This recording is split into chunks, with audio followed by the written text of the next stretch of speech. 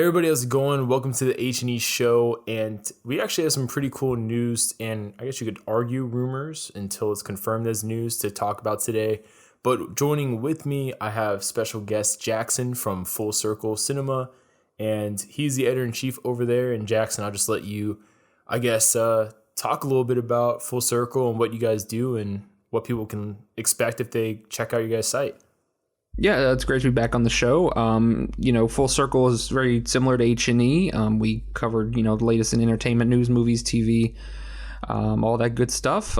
Things have been a little slower recently, so it's been a challenge to come up with some good content to get out for everybody. But this week was definitely not that case. There's some cool stuff going on and interesting rumors and, more confirmed stories and some just stuff to talk about, which is always good.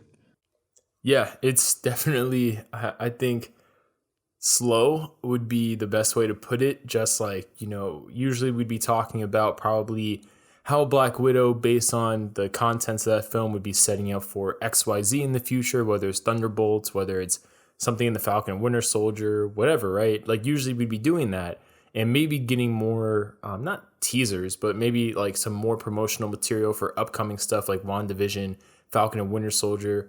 But instead we're at a really weird place where we're just kind of like, little bits and pieces come out here and there, but nothing really, I guess, definitive would be the right way to put it. So it's a weird place to be in, but we have a bunch of topics for you guys today to check out. If you guys are listening to this on an audio only platform like SoundCloud, Spotify, Apple Podcasts, Google Podcasts, the full audio, you guys will be able to hear the whole thing in just one go. But if you're listening to this on YouTube, before we get into the first segment, we upload this in segments. So to check out the other segments, just check out that upload or wait until the weekend after the segments are Check the weekend after the segments are posted individually, and I'll post the whole entire audio there as well so you guys can check it out. But I'll try getting most of the segments up as possible to not overload feeds. But so speaking of Josh Trank, that's our next topic here. So Josh Trank, he's doing press publicity, whatever you want to call it, promoting the upcoming film Capone that he did with Tom Hardy, which I really haven't checked out any reviews of it, so I can't speak positively or negatively about it. But of course, naturally, since that's his big comeback film, they talked about his prior film, which was Fanforstic.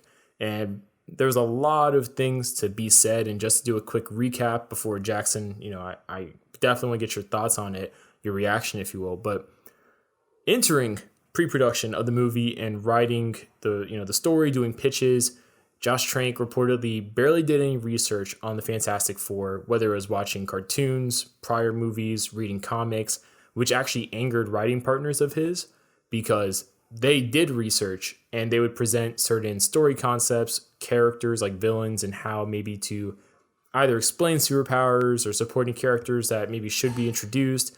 And supposedly Josh Trank wanted nothing of that. If it didn't come from Josh Trank, he was not interested.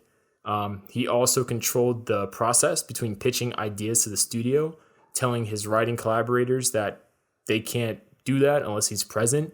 And even when he is present, he is the one who speaks.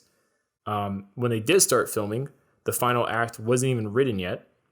Then when they released the first trailer, Fox reacted very negatively to the social media responses and spent an extra $10 million on comedy-focused reshoots to lighten up the tone, which kind of reminds me of Justice League a little bit. And also, Fox hired film editors and producers to restructure, remove certain scenes, and reshoot things without Trank's direction. And he described it as he would come into a studio, come to wherever they're going to be editing the movie, and before he even got there, they would have already done a bunch of editing and then basically presented him two options that was a yes-no answer kind of thing too. But it was more or less them telling him, we did this, and we're just basically telling you that we did it, and that's how it is. Also, Miles Teller and Josh Trank had some conflicts on set and also during the press tour junket. So I guess at one point, Josh Trank sent an email to everyone basically being like he thinks this is a great movie, and Miles Teller responded to the email saying, I don't think so.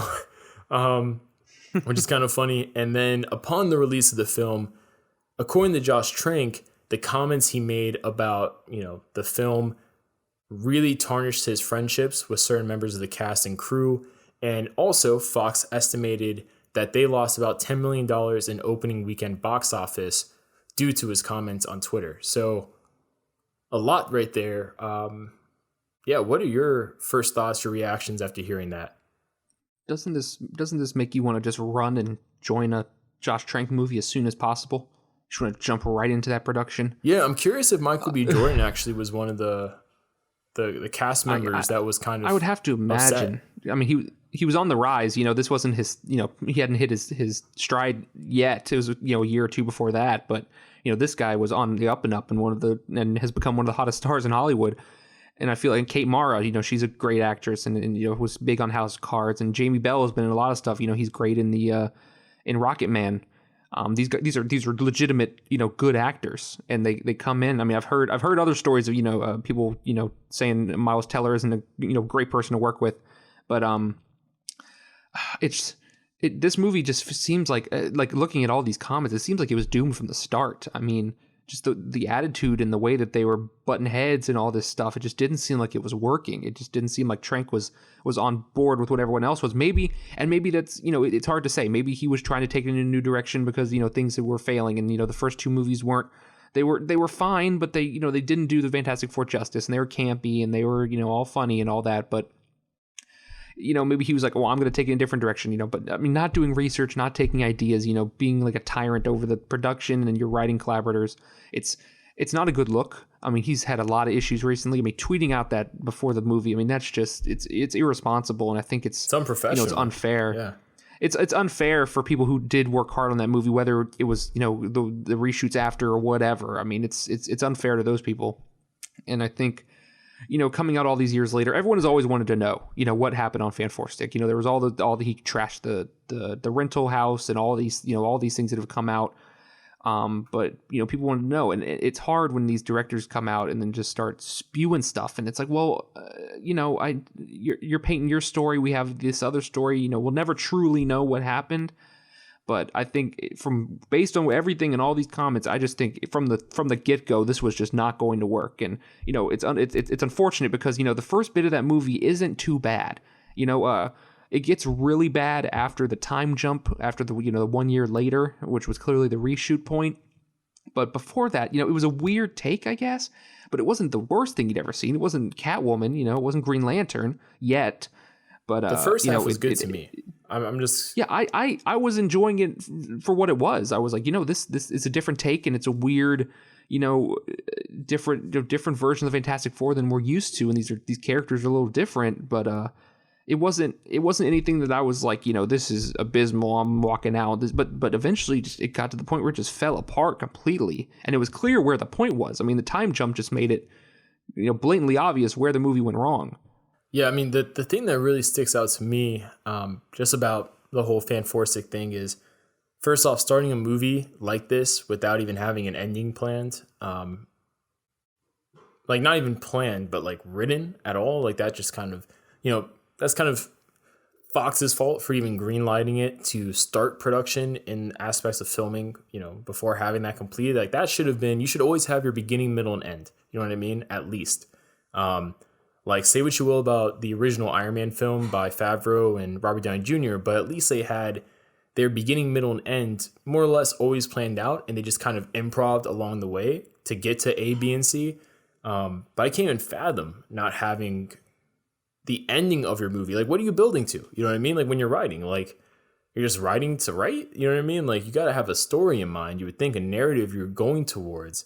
And that was kind of shocking to me. And then also the fact that I always knew this movie when I was reading all this stuff. I was like, this was going to be doomed. And I almost feel like it was the ego of Josh Trank, because to not do research on the Fantastic Four and to not listen to writers that did, trying to tell you certain things about the characters, whether it's supporting characters, villains to include, whatever, right? That's not the kind of person I think you should ever want directing a movie like this, because these movies flourish off of fan service. And if not fan service, at least, being respectable to the source material. Like, think of every movie that hasn't been. It's been more or less terrible outside of X-Men. X-Men was like the only movie that wasn't obviously inspired 100% by the comics, but still did well. And that was probably because of the cast, more or less, elevating the entire movie in all aspects. But it's just kind of nuts to me, honestly. It's kind of the fact this was even made and released. Yeah, I mean, at this point, I think I've heard enough. You know, my interest level of the mystery of Fanforstic has kind of gone away, because it's clearly just a yelling contest between two different sides that clearly just did not get along from the start, and probably should have handled that better from the get-go rather than letting it go on the entire time. So, I mean, it's a movie that'll exist forever, but won't be one I'll be revisiting anytime soon. Yeah, it will exist until Marvel does their own reboot. And yeah, I mean, I just feel bad for the actors. You know, that's going to be something forever on their filmography, so to speak. And yeah. Yeah, you hope one day they can laugh about it. You know, Ryan Reynolds consistently pokes fun at Green Lantern, and one day, you know, that cast will reunite and joke about how bad Fanforstic was. Yeah, exactly. And thanks for those who are still listening to the entire audio, if that's what you guys did. And for those on YouTube, thanks for sticking out through the entire video segment. Let me know down below, what is your favorite kind of thing we talked about? What is something you wish we expanded more upon? You know, any feedback as you guys can give.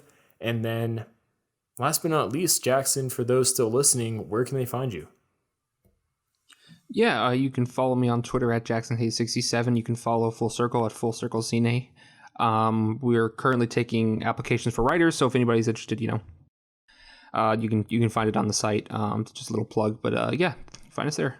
Yeah, and then also at the same time, if you like this podcast, subscribe and check it out. It's going to be publishing-wise, every Tuesday and Thursday. So check it out then. And then also at the same time, let me know in the comments below if you're listening to on YouTube, when you're listening to the full audio version, what platform you're using. Because I'm just really curious, you know, who's using SoundCloud versus Spotify versus Apple Podcasts versus Google Podcasts. I'm just really curious to see where the kind of distributions of full audio listens are. But with that being said, I hope everyone has a great day listening to this, and we'll check you guys later.